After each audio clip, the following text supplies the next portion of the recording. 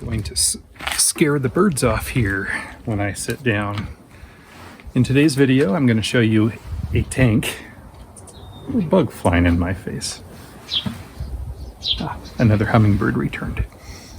In today's video, I'm going to show you guys an aquatic tank that Jesse and I set up for the Sky Island Adventures guest house. Thank you for watching.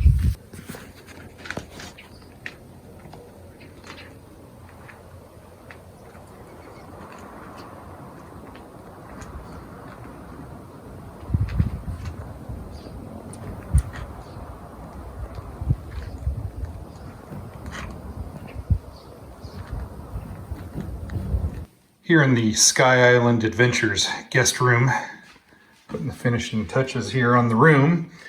One of the things that I wanted to have in here was this aquatic insect tank. Jesse from Shapes in Nature, also who spends time with the guests here, taking them around during the day for Sky Island Adventures. Little beetle was hanging out near the sunburst diving beetle, and it amused me. You see that the sunburst diving beetle just went up to get a little bubble of air. They breathe air. Anyway, I was saying that just set up this tank here for the guest room, and I'm adding a couple more things in here. This is an especially big rock, but Jesse really wanted me to add that in there. He found it on his property over in nearby Patagonia. It's got some fool's gold in it, I think. I have a little bit of duckweed here that's going to float up on the surface of the tank in the realm or domain of the whirligig beetles. They live in that very narrow space between water and air, right there on the surface of the water, called whirligig beetles because they just whirl around in circles. I have some larger whirligig beetles that I might put in this tank as well. I'm considering also putting in a water scorpion, but I wanted a nice little display tank for the guest house here. Got a bunch of people. We booked out for the entire first year through September and hope to expand accommodations for everyone here in the next year. So I'm just going to add in a few things to this tank.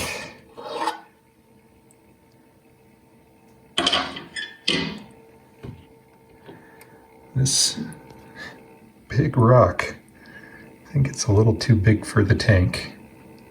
I don't want to create too many hiding places. So let's pop this in here. I washed it off really well earlier. I think we'll move this rock over a bit. I really do like the way this one looks in the water. Flip it around. It's hard to choose which side because this rock has so many good sides. Let's see if you guys can see the gold glimmering there underneath the light. Not terribly easy to see. Well, you'll just have to come down and see it in person. Found this other rock in the backyard. I think it might have fallen off a train 50 or 60 years ago when a train used to come through the property here. So we have a float here in the water, and then I'm going to dump in some of this duckweed ever so slowly and carefully so that we don't submerge it. And I see now that I'm already encountering a little bit of difficulty here because it's wanting to stick to the sides of the cup. So you can see that it's floating on there. It looks real nice, I think. See if I just submerge the cup. There, it all floated right up to the top where I wanted it. And then back to the cup again when I try to take the cup out. Funny.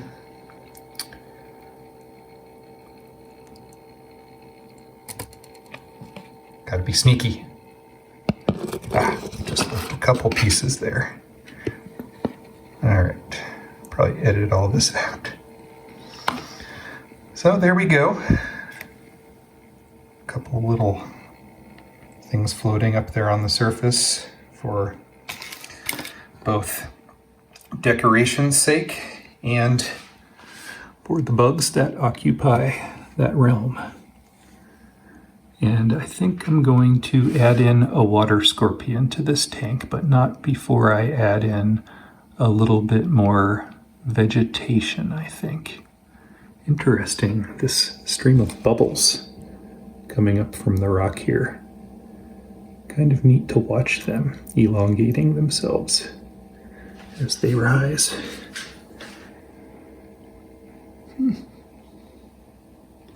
Guess I have an air stone. It won't last. How many of us have been at a lake at one time or another, fishing or maybe just enjoying the scenery, and seen the bubbles coming up to the surface and wondered what down below was creating them?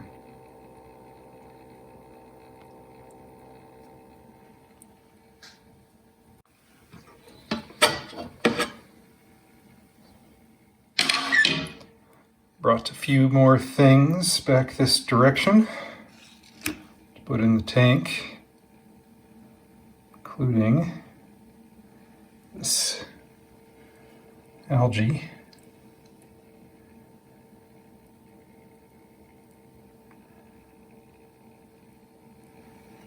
And then a few more whirligig beetles.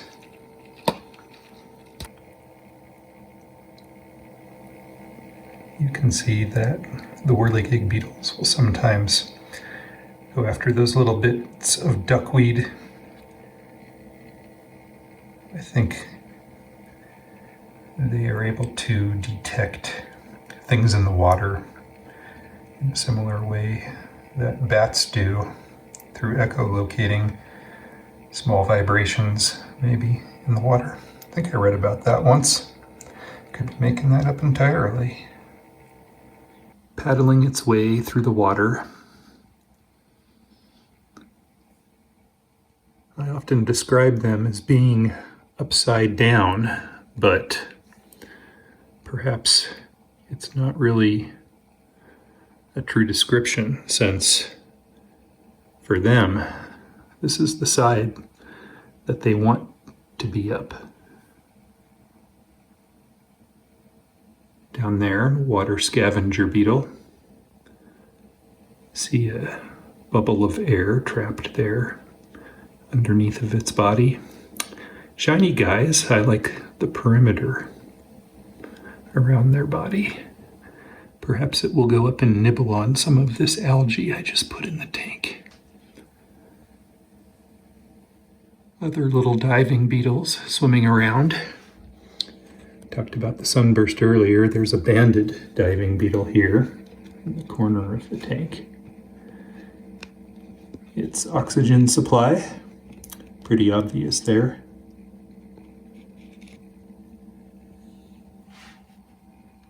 Got a filter in this tank. There's a water scavenger beetle there up on that leaf. And I'll put a water scorpion in here too. They're fairly communal with their own kind. Looks kind of like a giant stick insect. And they're related to giant water bugs and actually these back swimmers.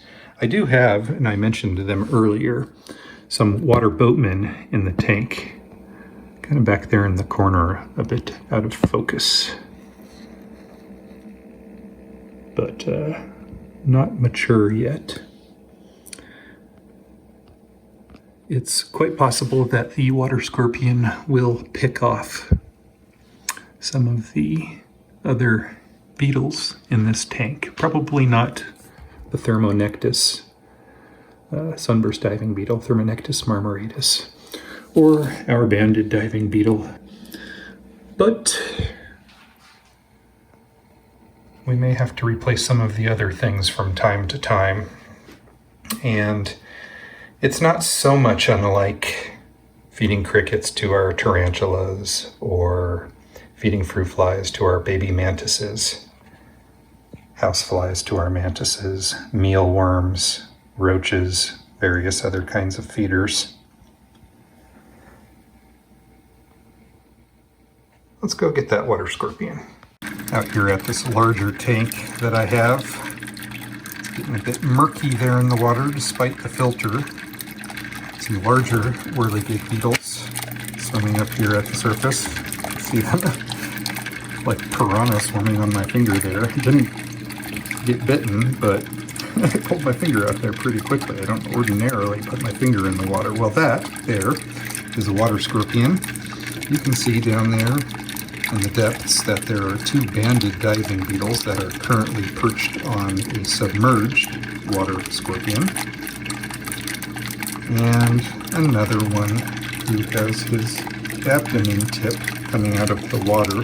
That's how they breathe. They extend that out the tip of the water. Being air breathers, it's not uncommon to see them out on the surface of something floating in the tank like this or in nature. So I'm going to gently pick up this one here. Now they are venomous, but the biting portion of them is up higher. Let's set this down just for a second so I can put the lid back on. And we will carry this back to the other tank. Believe it or not, these water scorpions can fly.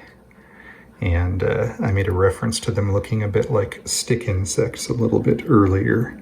And they will often hold their bodies together like that.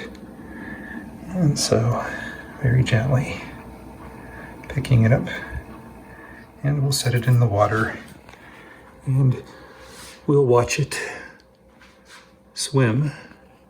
Decent swimmers, not nearly as adept as the other insects in the tank. See that it has just the tip of its abdomen out of the water right there. Whirligig came to investigate.